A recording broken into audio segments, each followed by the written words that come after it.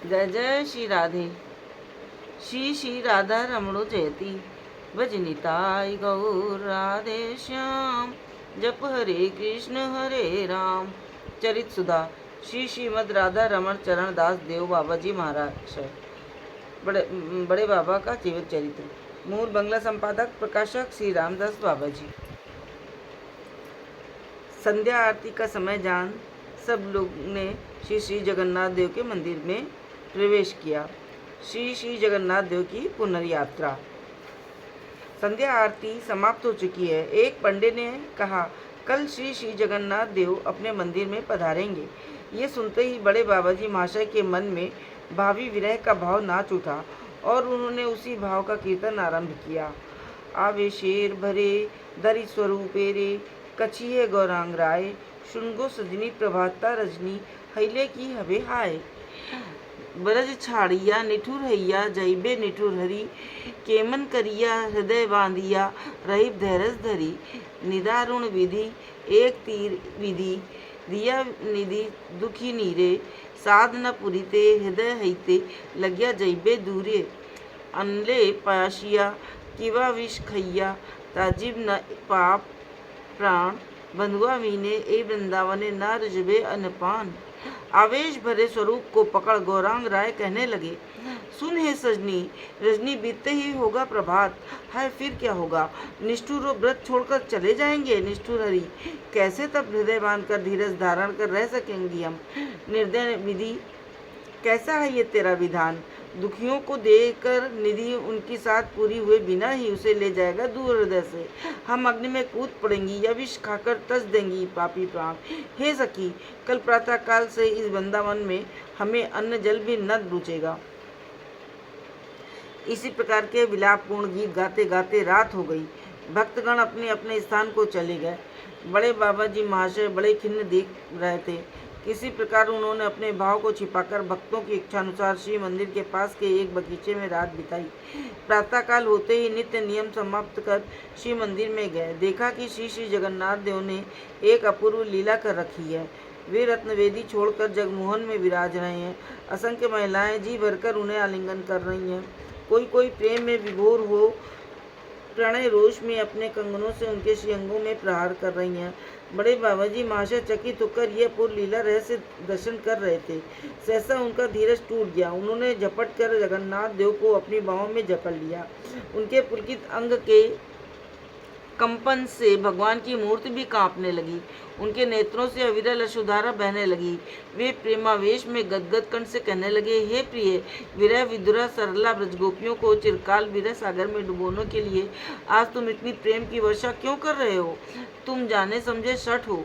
आज चाहे कितनी प्रीति और प्रणय विवलता दिखाओ, लौट कर आने की आशा बंधाओ, पर जो आघात तुम प्रेम में पगली अबला सरला ब्रज गोपियों के कोमल हृदय पर कर चुके हो, उसके कारण तुम्हें कोई निष्ठुर छोड़कर और कुछ न कहेगा, कपटी छोड़कर और कुछ न समझेगा।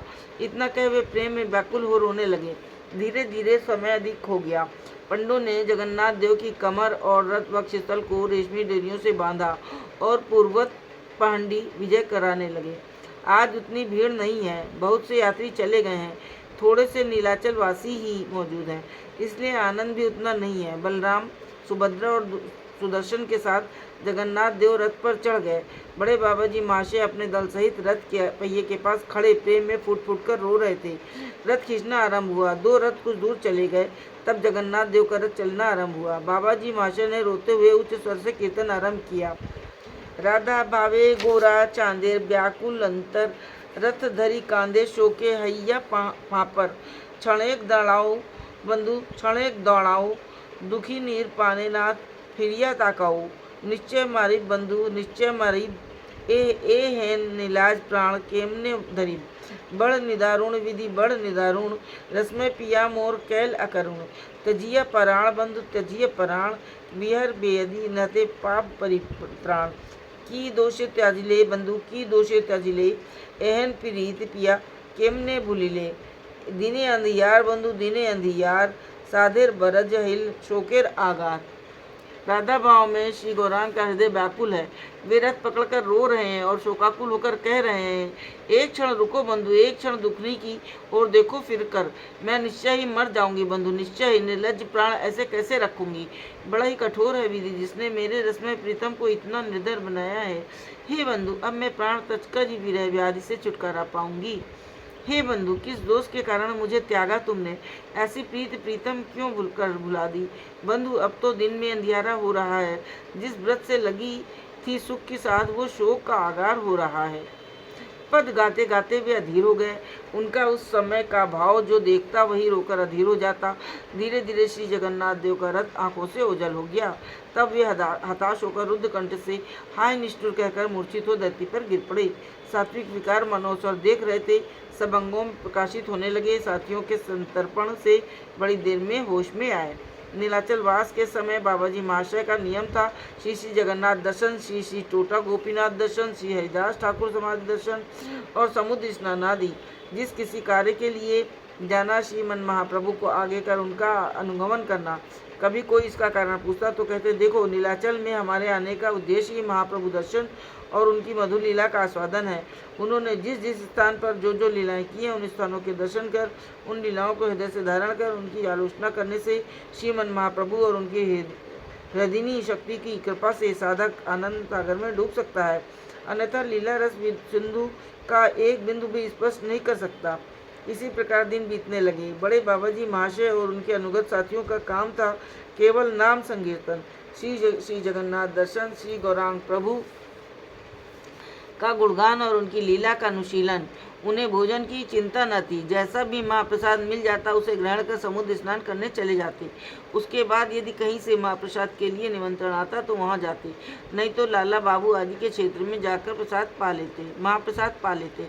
हम पहले ही कह चुके हैं कि लाला बाबू और चिंतामणि आदि के क्षेत्र के मैनेजर श्री प्यारी मोहनदास महाशय बड़े बाबाजी महाशय के प्रति विशेष भक्तिभाव रखते थे। बड़े बाबाजी महाशय और उनके साथी जब कभी क्षेत्र में महाप्रसाद पाने जाते थे, वे अपनी तरफ से नाना प्रकार के प्रसाद मंगवाकर पृथक भाव से उनकी सेवा करते।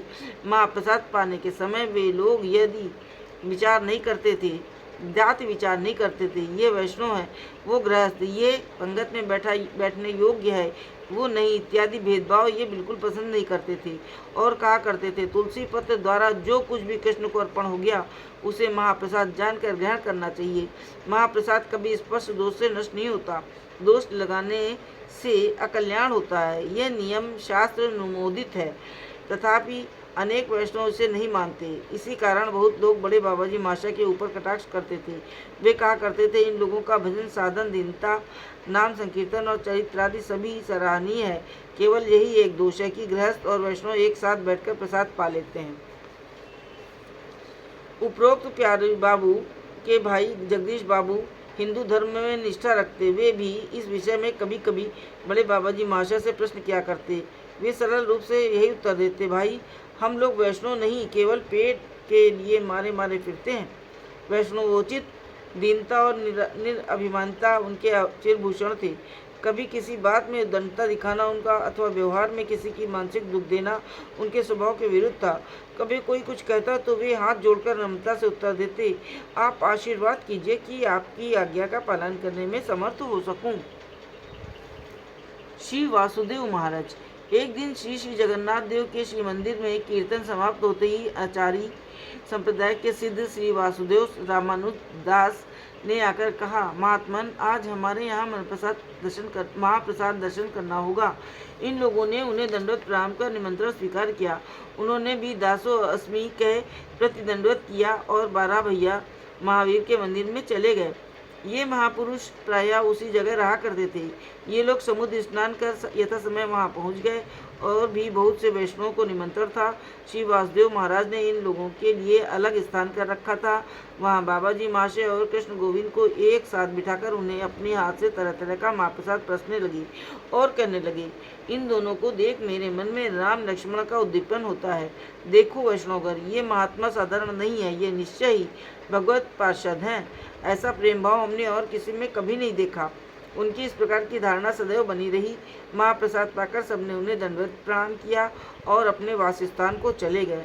श्री श्री जगन्नाथ देव की नित्य नई लीलाएं होने लगी और बड़े बाबा जी महाशय में भी नए नए भावों का उद्दीपन होने लगा। जन्माष्टमी, पद्मवेश, बाल धूप, नटवर वेश, रघुनाथ वेश, होली आदि उत्सवों के उपलक्ष्य में नीलाचल वासी